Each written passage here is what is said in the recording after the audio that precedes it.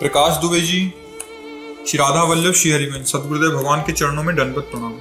गुरुदेव भगवान जी, मैं आपकी आज्ञा अनुसार दैन्य नहीं हो पा रहा। न चाहते हुए भी चुपचाप से क्रोध आ जाता है। सहजता से किसी बात का जवाब ही नहीं दे पाता। सहज रहने के लिए क्या करूं प्रभु जी, मार्गदर्शन। वैसे क्रोध आना तो स्वाभाविक हो सकता है, पर चुपचाप रहना अच्छी बात है। अगर आप उसे चुपचाप सह जाएं, उसकी चेष्टा ना होने दें, तो कुछ नहीं बिगाड़ पाएगा। पर क्रोध का लक्षण होता है चुपचाप नहीं रहने देता, वो फिर अपना प्रभाव दिखाता है।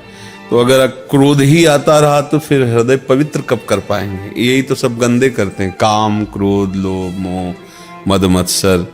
तो क्रोध तो तब आए जब हम अच्छे हों और सब लोग बुरे हों, तो बुरे के ऊपर क्रोध आता है ना। तो अगर लौट के देखो तो हम बुरे हैं, इसीलिए तो क्रोध आता है ना। तो फिर हमको सुधार करना चाहिए। बुरा जो देखन में चला, बुरा न मिलिया कोई, जो दिल खोजूं आपनो तो हमसे बुरा ना हो।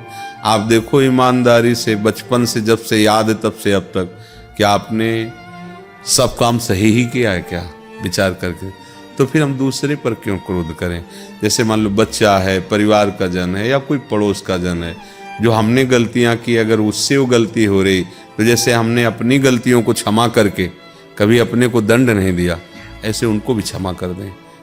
अगर हमें बच्चों से क्रोध दिखाना पड़े तो दिखावटी करें, नाटक वाला, कि इनका सुधार हो जाए। अंदर से हम क्रोध ना करें। अंदर से क्रोध करने पर फिर हमारा हृदय मलिन हो जाएगा, फिर हमारे अंदर द्वेष वृत्ति आ जाएगी। और भजन की तो बात जाने दो, फिर अगर हम संभाल ना पाए तो हिंसा आदि दोष हो जाते हैं। ना हम नहीं चाहते, पर क्रोध आ गया, हमने ऐसा थप्पड़ मारा कि नाक में लगा मर गया, ऐसे हमने झेल दिया, दीवार में लगा मर गया। हिंसा आदि दोष भयानक पैदा हो जाते हैं क्रोध से, और पूज्य जनों का अपमान भी हो जाता है, अपराध भी बन जाता है। क्रोध से कभी किसी को लाभ आज तक मिला नहीं है। जब कभी किसी को लाभ मिला है तो क्षमा से मिला है, क्रोध से नहीं मिला। आप क्षमा करो, आप किसी पर गुस्सा मत करो।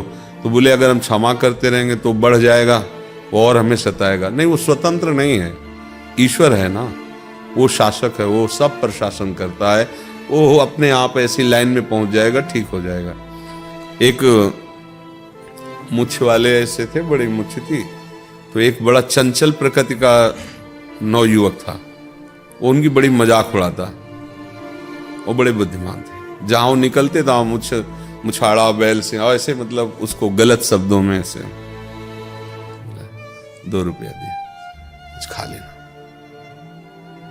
ये तो अच्छी बात है, विरोध नहीं किया उसने। एक दिन किसी फोर्स का आदमी मुझसे रखा है, वहां से जा रहा तो बस उसे वैसे 4-6, अगली बार वो निकला जो 2 रुपया देते, कुछ नहीं बोला।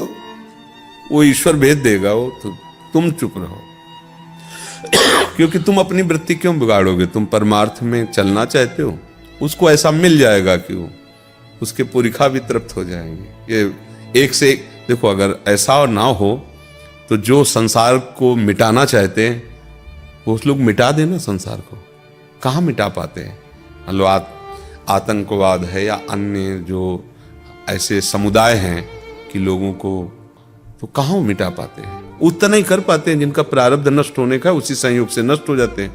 वो इसके आगे नहीं। ईश्वर है जो सब पर शासन किए। ये तो खा जाए ना, एक दूसरे को खा जाए, नष्ट कर दे, उतना ही जिसका प्रारब्ध है। जहां प्रारब्ध, देखो हजारों हिरन घूम रहा है, लेकिन जिस हिरन का भोजन निश्चित हो गया है शेर को, उसकी दृष्टि उसी पर जाएगी और वो हजारों को छोड़कर उसी के पीछे भागेगा, केवल उसी को, दूसरे को खरोच भी नहीं मार सकता। ऐसा विधान ईश्वर का सब कुछ है। हमको चाहिए कि हम उसके विधान में राजी रहें, गुस्सा ना करें।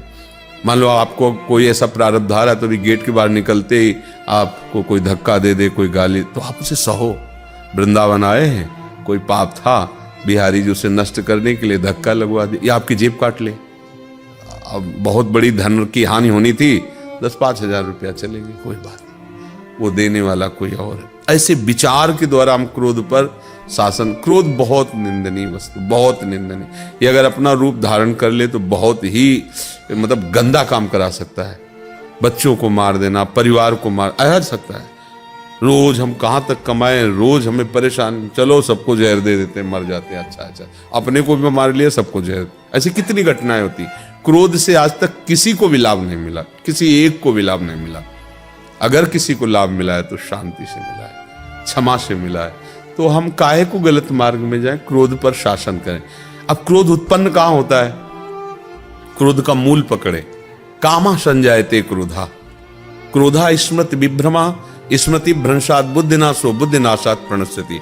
क्रोध का प्रादुर्भाव होता है कामना से। जब हम किसी से, हमारा पड़ोसी हमारा आदर करे, हमारे अनुकूल चले, हमारे घर वाले हमारे अनुकूल, जब हम कामना करते हैं वो हमारे अनुसार नहीं चलता, तब हमें उस पर गुस्सा आ जाता है। तो हमें सोचना है कि हमें भगवान ने दिया है कि जिसके प्रति जो कर्तव्य करना है हमें करना है, वो हमारे प्रति कैसा करता है वो जाने।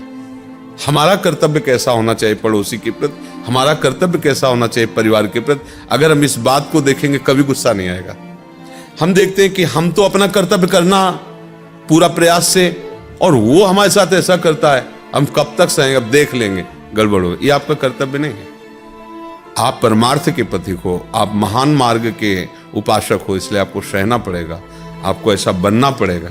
तो अब आर्मी में जाना है तो दौड़, ऊंचाई, कूद, लंबाई, निरोग, ये सब आपको करना पड़ेगा। अगर नहीं तो बिगड़ बैठो। ऐसे परमार्थ में चलना है तो आपको क्षमा के द्वारा क्रोध पर विजय प्राप्त करनी होगी, निष्कामता के द्वारा काम पर विजय प्राप्त करनी होगी, भगवान नाम जपने के लोभ से धन पर विजय प्राप्त करनी होगी, प्रभु के चरणों में ममता अर्पित करके मोह पर विजय प्राप्त करनी होगी, प्रभु के चरणों में अहंकार समर्पित करके अहंकार पर विजय प्राप्त करनी। तब आप भगवान के दास कहलाओगे, तब आप परमानंद में डूबोगे। तो अगर हमें चलना है तो फिर हमें तो सहना पड़ेगा। सुनील शर्मा जी, सुनील शर्मा जी।